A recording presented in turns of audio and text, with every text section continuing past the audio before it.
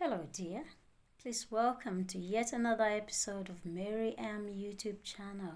This is the channel that aims to impact you in a positive way. Here we discuss life issues from our own experiences and so as to encourage you to face life with confidence. Please like our video, give us a thumbs up, better still subscribe so as to be notified when we upload a new video. Today we are calling it Give It a Thought. And as my dad would say, people listen even when they don't seem to. Yeah. Sometimes, they are clouded with maybe anger or frustrations. And if the exchange is deep, then they may not appear to be listening. But my dad would say they always listen. Yes. So, you may find yourself in an unpleasant exchange with somebody over an issue which may or may not be very serious. More often than not, that happens to people who've been together for some time. It could be with couples, siblings, colleagues, the best of friends. For one to get into a confrontation with somebody, they must have a relationship of some sort.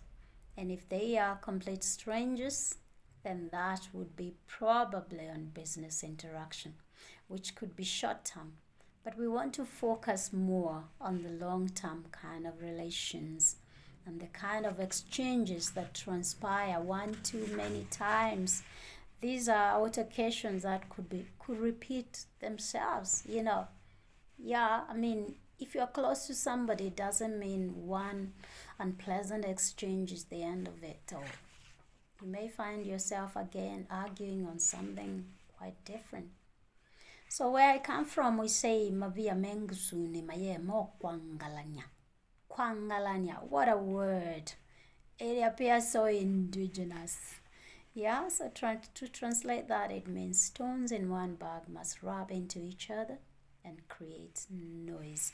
Of course, the noise may not be so pleasant, and I'm sure sometimes there could be friction all the time, I guess, because the friction will be caused by the rubbing onto each other. Yeah, but at the end of the day, things settle down, don't they? What goes up must come down. So things always settles down. The dust always settles down. And you do a soul search. If you're the wise one, not the one pouting all through, yeah, you will always have a review.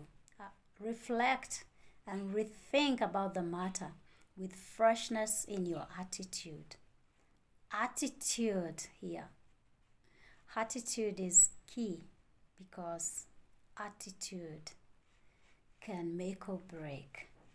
Yes. Chances are that you will initiate a more calm dialogue, as the one who has done the soul searching. And this time you will have a view to resolve the conflict. Yeah? Or if the person you had the exchange with is not willing to revisit the matter, because there are those people who, get angered and forever they don't want to talk. So just let it go. Or if the person is far, maybe it was just a business interaction and it ended and you went away, with bitterness in your heart. Just let it go if the person is not near to resolve it.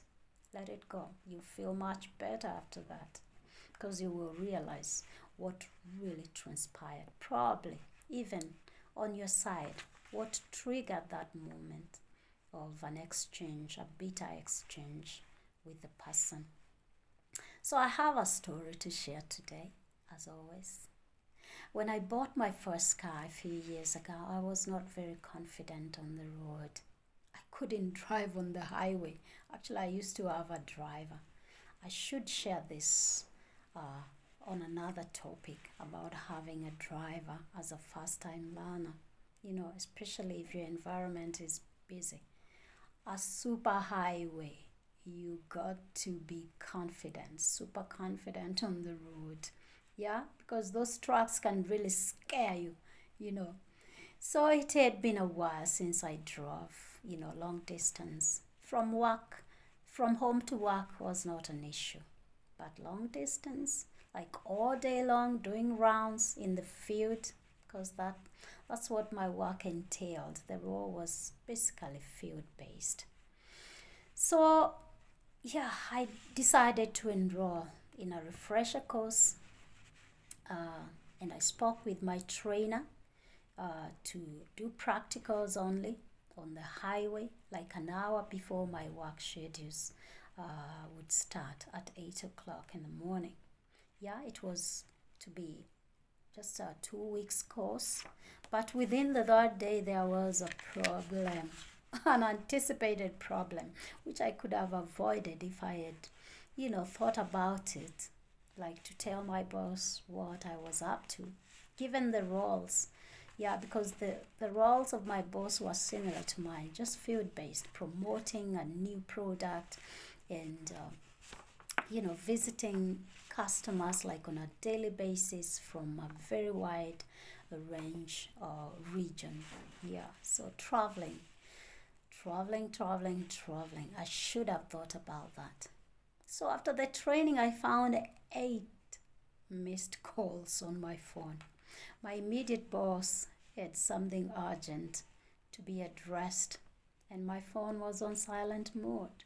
Of course, I was on the road trying to be confident, driving on the busy Nairobi Nakuru highway. He didn't want to hear anything, and he straight away flew into a murderous rage. I've never seen anyone so angered on the phone. Man, he was spewing it on me. Ooh. Oh, he gave me a whole piece of his mind. Actually, not a piece. He just gave me his whole mind because he was really yelling at me. And on top of that, he wrote me a 3-page SMS. Yeah, stating all the reasons why I shouldn't be his assistant. I am not serious. Oh, and I was like, huh? Who does this guy think he is? Other than just being a foreigner? Please, excuse me. In my mind, I didn't tell him that. I just waited for him to stop talking. Yeah, so I was this short of responding in the same manner, firing back. So I stopped myself and well, he happened to have taken the matter into his hands and traveled all the way to Ravine, some 62 kilometers from Nakuru. And when I called him to offer, my side of the story, he didn't want to hear it. Actually, I was like, I'm driving, I could still join you in Ravine. And he said, no. I understood. Of course, he was already in the middle of sorting out the matter with the client. And he advised that we talk the next day. My whole day was totally ruined. Yes, I couldn't think straight. I had all the excuses, which were true anyway, because I was working within my me time. I was on my time. It was not even, uh, reporting time yet. Yeah, so I didn't know of his plans anyway, that we would go to Ravine. Yeah, so I worked from the office and did reports, all the reports for the week. I guess it was just towards the close of the week. So I had like about 3 or 4 reports to do, field reports, which I did. As I thought of the long text, it was really bothering me. He didn't say nice things. And when we are we are angry, don't we spew it over? Oh, so evening came and I went home. Of course, I was still terrified. And I was tense, thinking about the following day and how it would go. So I prayed. I'm a prayerful person. I believe in prayers. I prayed for God to give me insights on how to approach this matter, because I could tell that I contributed to it. Partly, a big part of it was because of me. I should have told my boss of my plans. Yeah, what I was up to. Anyway, as always, I was the first to arrive at the office, and just after 8 o'clock, my boss arrived. He seemed calm. I looked at his face, but I didn't want to take any chances. So, as he entered his office, I followed closely behind. And as he sat down at his desk, I was quick to start. I didn't want to give him time to start, probably telling me more harsh things. I wanted, basically, and above everything else, I wanted to apologize because I had seen my mistake. Yeah. So I started by apologizing for my actions. Like, I should have told him what I was up to. My phone should have been probably on, or maybe if he had known about my plans for the day or what I was up to for the 2 weeks, probably he wouldn't have tried to call me. He would have texted instead, or emailed me, or maybe spoken to me in the previous day, in the evening or in the night. So he didn't know I was on a driving course. Yeah, and that way I took the blame. And guess what? He listened. Like a boss, he listened with an open mind. And he understood. What a relief for me. He understood. Yeah? So, matter closed. He said it was unfair for him to rush into conclusions. Did I hear him right? Yes. He was also like apologetic. Yeah? He had a choice to text or email me, of the early morning work plan. That's what he said. So he saw his own reflection as well. Like, he was, overboard. He went overboard also. But, well, he assured me that, yeah, we can still be on the workflow and try to rectify what had not been going on right. Yeah, we basically talked about transparency. Yeah. So the matter was closed at that. And I thank God that I had approached him with an apologetic attitude. We patched up things.